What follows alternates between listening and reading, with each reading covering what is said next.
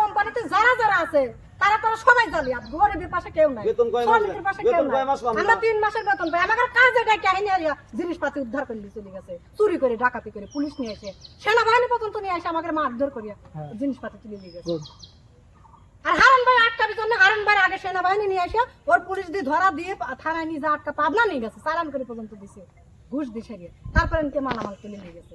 স্বামী ছাড়া বেমান, এদের সাথে যারা আছে তারাও বেমান, তারা বাটা চালে। এখন আপনাদের দায় দাবি কি? আমাকে দায় দাবি এখন যে জিনিস আমরা আটকাইছি সেই জিনিস আমাকে 3 মাসের বেতন দিয়ে জিনিসপাতি নিয়ে যাক, আমাদের কোনো দায় দাবি নাই, কোনো দায় দাবি নাই।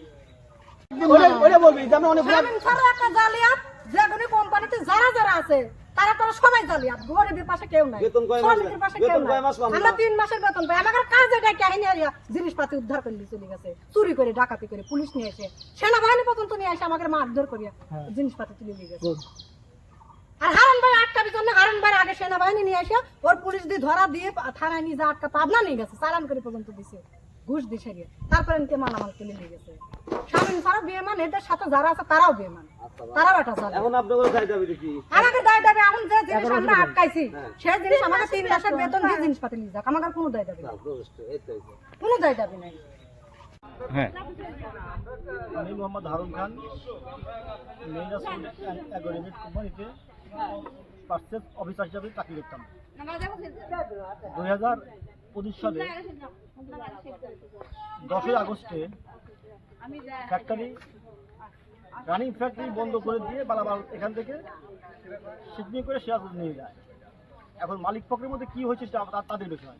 আমি শ্রমিক হিসাবে বাধা দিতে গেছিলাম, তখন ওদের বলছিলাম আমাদের দাবি দেওয়া আছে, আমাদের বেতন কোথায় দিয়ে তারপর মালামাল নেই, ঠিক আছে। তখন যৌথ বাহিনী এবং পুলিশ আমাকে অ্যারেস্ট করে, অ্যারেস্ট করে আমাকে চালান করে দেওয়ার পর এখান থেকে সমস্ত 80% মালামাল নিয়ে গেছে। নিয়ে যাওয়ার পরে কিছু মালামাল আমাদের শ্রমিকরা রাখছিল তাদের দাবি দেওয়ার জন্য।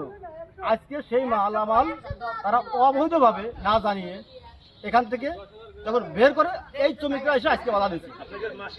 এখন আমাদের দাবি দেওয়া যে কোম্পানি বিনা নোটিশে যত বন্ধ করছে, কোম্পানি শিডিউল অনুযায়ী আজ 11 মাস কোম্পানি চলে, রানিং চলে, কিন্তু বিনা নোটিশে কোম্পানি বন্ধ করছে।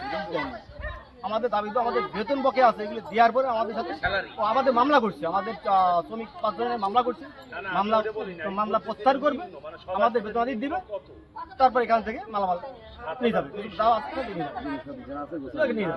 এটা আমার চাপ। তাছাড়া মালিক পক্ষের সাথে আমাদের কোনো জানো। বেতন কয় মাসের বাকি কর্মচারীদের? বেতন মোটামুটি কোম্পানির শিডিউল অনুযায়ী 11 মাস, বেতন বিনা নোটিশে বন্ধ করছি।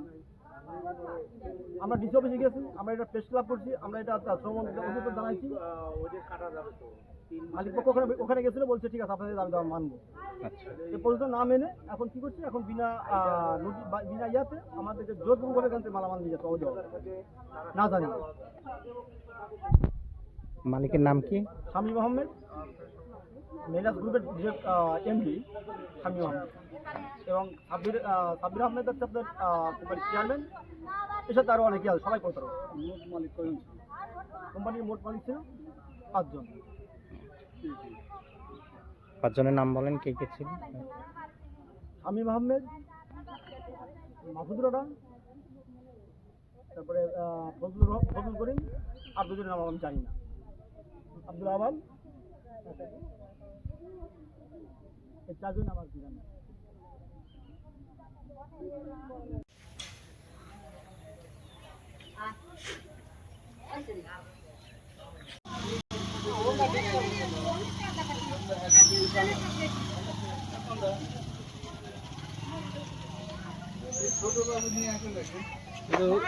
রোববার পর্যন্ত আবার বন্ধ করছে।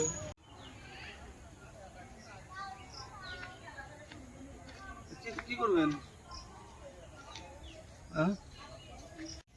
আমরা স্কয়ার টিপ মারি, স্কয়ার টিপ থেকে বাসায় যাচ্ছিলাম, তো একটা টিপ পেলাম। আমাদের বললো একটা অফিসের মাল আসবে, ঢাকা যাবো। আমরা বললাম ঠিক আছে, ঢাকা যাবো, ঠিক আছে। ওনারা এখানে আসলাম, আসার পরে প্রথম যখন লোড দিল গাড়ি, অর্ধেক লোড দেওয়ার পরে এখানে ওয়ার্কাররা বেতন পাবে কোম্পানির থেকে, যে মালটা নিচ্ছিল এখান থেকে নেওয়ার পরে ওনারা বলতেছে আমাদের বেতন দিয়ে নিয়ে যান। তো যাই হোক, ওনারা গাড়ি মায়ের থেকে মালটা আমাকে বিদায় দিল। তো আমি যা ভাড়া নিয়ে আসছি উনি বলতেছে আপনার ওইদিকে থাকেন, আমরা এদিকে মীমাংসা করার পরে আপনাকে ডাক দিলে আপনি এসে মাল নেন, আমাদের টাকা পয়সা পরিশোধ করার পরে আপনাকে ডাক দিবে। পরে আমরা ওইদিকে যাচ্ছিলাম, পরে ওরা বলতেছে আসেন মীমাংসা হয়ে গেছে, আপনারা এসে মাল লোড করেন, গাড়ি লোড করে নিয়ে যান। পরে এসে গাড়ি লোড করলাম, লোড করার পরে আবার বলতেছে যে টাকা পায় না, টাকা না পাওয়ার কারণে আমার গাড়ি আটকেছে, বলতেছে আপনি গাড়ির দিকে টান দিয়েন না, আপনার মালামাল না পায় আপনি গাড়ি খালি করে নিয়ে চলে যান। কিন্তু আমার গাড়ি খালি হয়ে যাওয়ার পরে ওরা বলতেছে যে যার থেকে ভাড়া ধরছেন আপনি তার কাছ থেকে গাড়ি নিয়ে যান। এখানে গাড়ির চাবি আমার থেকে মানে 20-25 জন মহিলা এসে মানে ওয়ার্কাররা আর কি, ওরা এসে আমার থেকে গাড়ির চাবি কাড়িয়ে নিয়েছে। এক কথায় আমি চাবি দিই না, আমার থেকে চাবি কাড়িয়ে নিয়েছে গাড়ি।